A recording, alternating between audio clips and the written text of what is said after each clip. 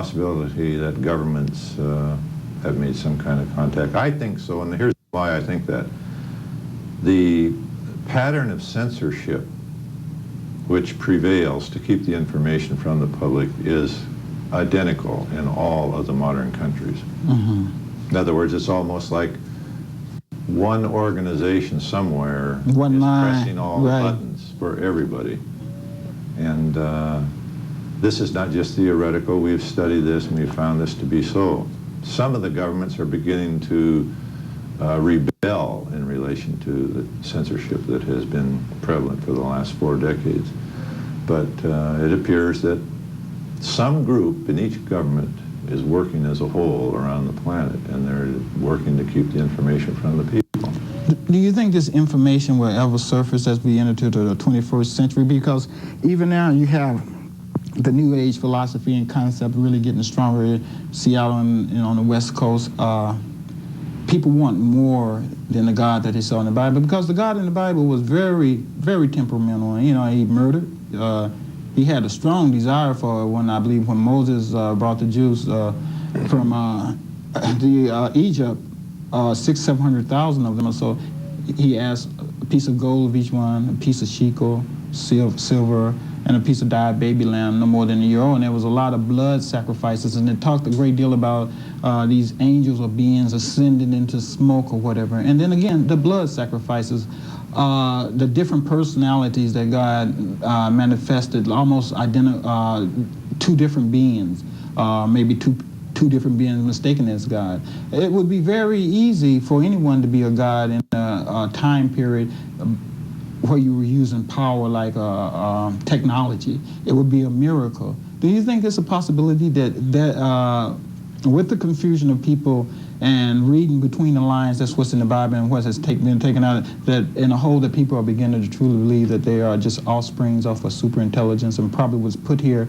not as slaves, but more or less to provide mineral rights or something like that, to make what do you call them, contributions or something in the form of sacrifices or donations to a higher God? I think this idea is moving more within the younger generation. And it will probably increase as the generations come up, because we were taught for hundreds and thousands of years that we were the only intelligent beings in this massive universe. Now all of a sudden we're having visitations, and how do you just put down beliefs, especially teachings that are hundreds of years old? Which is programmed. But what does, you've been in this for 33 years, having the same program in a traditional background, even if you didn't participate, you still had to see it on television, hear it on radio, and hear people, talk about religion. How does this make you feel as a human being? Do you feel inferior knowing, or do you feel secure? Do you begin to feel a sense of identity knowing that we're not the only intelligence, and that there's an intelligence out there that is higher than us and possibly, our true forefathers? Well, I was brought up in a very religious family, and I never accepted the religious teachings when I was young. I just didn't. I got in a lot of trouble over that too, but I did not accept it. And when I got up into my 20s, I began to realize there was a lot more than what had been taught in the parochial schools. I got into the UFO field. I realized that more people than I ever dreamed of were hung up with the idea that we were the only ones, and that the planet was created for us, and that we were just here in this massive universe all alone. As the UFO subject became more and more popular, more and more people began to ask a lot more questions about what went on in the days of the Bible. There have been several books written where they associate much Bible activity with ancient astronauts or visitations in the biblical times.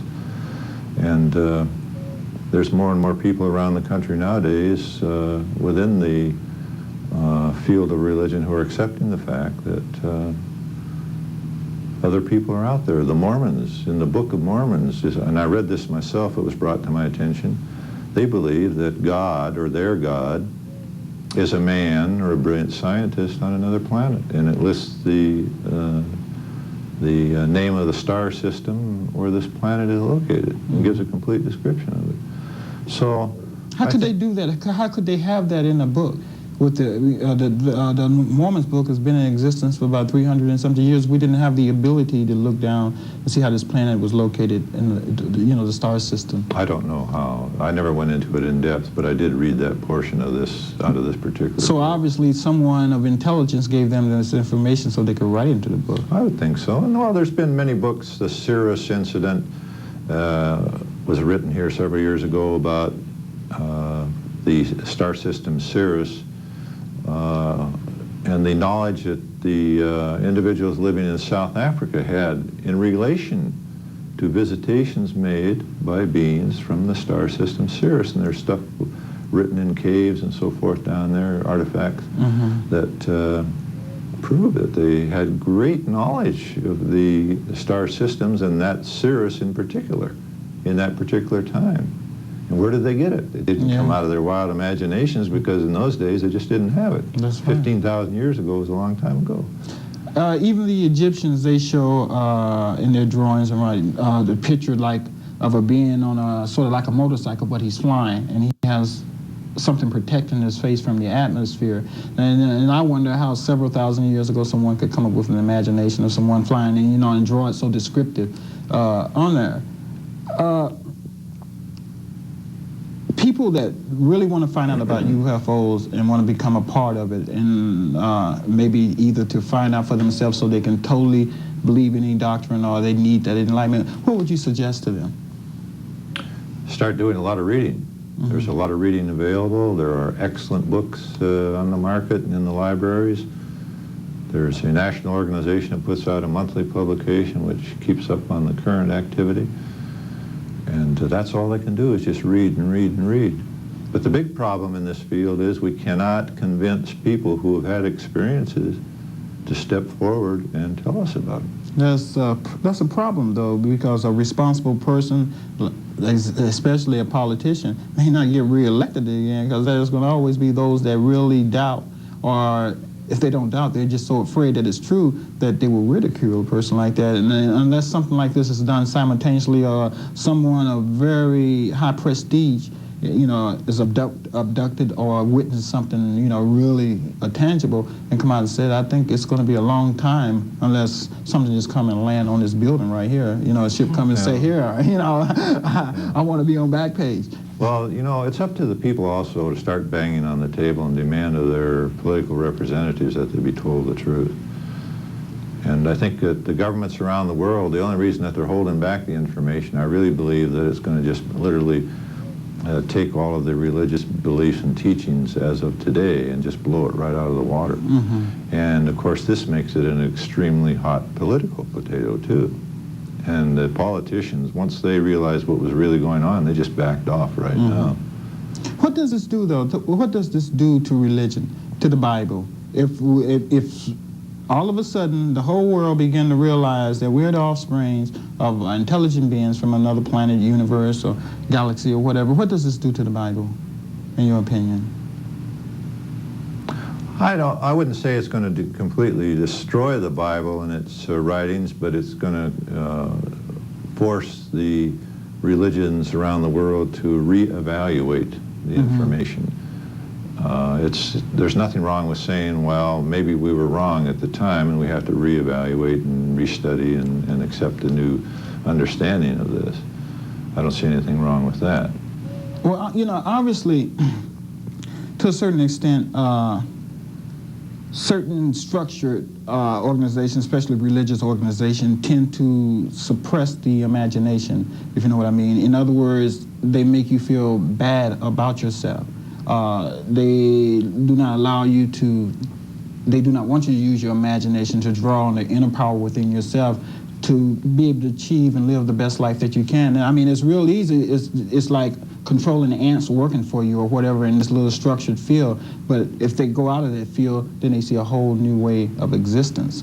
You think that control is the main factor why religion is forced? Even doesn't make any difference what type of religion, as long as it's something that's structured and something conducive enough to kind of keep people in a certain framework of thinking. Because if there's really no heaven or hell to worry about, or if there's, if you're not really an inferior being, you are what you are because you exist. And I guess existing means to evolve, intellectually, spiritually, and physically. Wouldn't people strive more for inner strength and inner abilities opposed to having so many heroes? They probably would. I think that the inner structure power of all religions up through the centuries, originally it started out with beliefs by the religious leaders, like I said, that we were all alone, and rather than controlling the people, I think it would be a better word to say they had the chance right there to exploit the people because of their ignorance and their lack of education and so forth. And I think during those early days, it was a matter of power. See who could have the most power, and of course the result of power is money too. But in the modern times, we have a combination, obvious combination of power and money. But I think as the information comes out relating to the aliens that are watching us and visiting us, that more and more of this power structure is going to collapse. You're watching Backpage, and I'm Otha T, your host. My guest is Robert Gribble. He is national director of the UFO Reporting Foundation organization, and which is located in Seattle, Washington. What is the most tangible scene that you have observed that made you a true believer? Is there one or two or any certain isolated incidents that just really stick in your craw that sort of like hit you or vicariously or directly, and you just got a strong sense of deja vu and you knew that they definitely existed? Was there any special incident that ever occurred like that in your life over the 33 years while you've been researching and investigating UFOs? I think that the landing cases provided the best evidence. You see, the scientific community wants an object or an occupant or an artifact from an object. Well, we don't have it. But we do have the physical trace cases which were left behind when the objects came down, settled down to the ground, and then took off without any audible or visible means of propulsion. Large impressions in the ground, snapped off trees, snapped off branches, crushed brush, burned soil, burned sod, and so forth. Things which even when the scientists came in, they couldn't explain it away.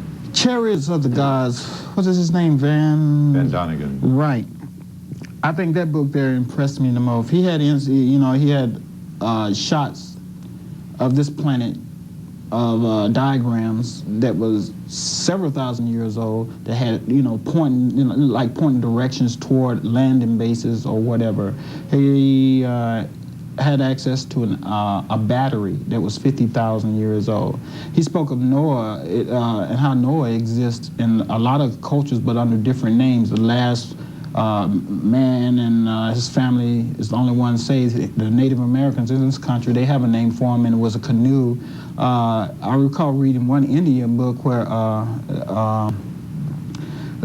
they talked about how Noah's father came in and said, this is, he was really highly perturbed at his wife because he felt, he knew it wasn't his baby, and he said, this is not my son, this is the son of God's, because he had real light, or white hair and light-colored eyes, and he went to a priest or whatever, a minister, and he told him that Noah was going to be the forefather of a new race of beings, but he did have his kids in there. So at any rate, those people at the Tower of Babel was the descendants of them when it was all of one language and one mind. Heaven must have been awful close. Spaceships must have been awful close to this planet during this period of time for so many markings to be left all over the world like that. Do you think because of our transition in our intellect that they are not letting us see them now because we would not accept them as a God? I don't know. There's one thing that I've always tried to understand, and that's the fact that we're dealing with an intelligence which could be at least 1 million years ahead of us. And I stopped trying to think how they think because I just can't get up to that level. And I try to watch the pattern of activity to determine in some form the way they're thinking in relation to us. And I think that the records of ancient astronaut type activity and the sightings in the historical documents of silver discs and so forth would indicate that they are watching us for a long, long time. But I think that the current activity, or the activity within the last 4 decades, would indicate that they are definitely trying in their way to change our way of thinking. Mm-hmm. You told me prior to the show that the United States have had more sightings than any other country? And is that what you told me? Let me make sure. I think that would be a fair statement. Okay, yeah. Because we're looking over here at the map, and you have about 2,500. But where's the most densely populated areas of these sightings? If you could mention some states off the top of your head. Well, on the Pacific coast, we have, of course, the Puget Sound area and the San Francisco Bay Area and Los Angeles area are the most dense. The map indicates or each red dot on the map would indicate a close encounter case, mm-hmm. which puts the distance between the object and the observer in less than 500 feet, which means they see a lot. And but the overall map of all sightings down through the years has indicated that California and New Jersey were #1 for sightings. And this is opposed to all of the countries on this planet. You would say that there's been more UFO sightings in the United States. Based on the information that we've got, yeah. Because I really find it interesting. Because there's always a common denominator, and I don't really believe in coincidence. You know, it's really strange that we would come to this country and have such a perfect execution of a constitution that covers all the strong and high moral values, and then a country that's in its infancy within 100, 150, 200 years become the #1 superpower on this planet. And then all these UFO sightings in the United States. And we talked about the quantum leaps of all of a sudden dramatic transitions in technology. What do you think? Coincident or maybe something there? Well, once again, I think that's beyond giving a definite answer, because Europe, of course, has had a tremendous amount of activity. But the big problem is to establish an answer to that kind of that phase of a study, we would have to have a record of all the UFO sightings. And we just don't have that. There's so many questions I want to ask you, and we run out of time, but we have a couple of minutes. In the 70s, or the latter part of the 60s, they started a program called the Blue Book that was on television for 2 or 3 years about these people from the Air Force going around investigating UFO sightings. Was this, did your organization ever have anything to do this or receive information from those investigations that was going on? Was it a reality, these type of reporters, were they using actual incidents? Well, they were supposed to be taking the information out of the Air Force files, but the Hollywood drama was there in relation to the descriptions of the objects and so forth. But it very definitely did not fit the overall picture of UFO activity in the country. Okay. For the audience sake, if anyone wanted to get in touch with you and question about that, is there a number that you can give to them? And yes, very definitely. They can call the UFO hotline anytime, day or night, and that number is 722-3000. And if you forget the number, you can always check out the phone directory. It's in there. Okay. Robert Gribble, I'd like to thank you for joining me on Backpage. This has been a very interesting program, and it makes me wonder, and it makes me think, and it makes me have a lot of questions, and I'm sure you out there have those questions. Maybe we should talk to our politicians, because maybe we are under a glass, and they playing with our minds. At any rate, use your imagination and realize this: you're an inferior being, so whatever you imagine have to exist somewhere, someplace, sometime. I'm Otha T. Join me next week on Backpage.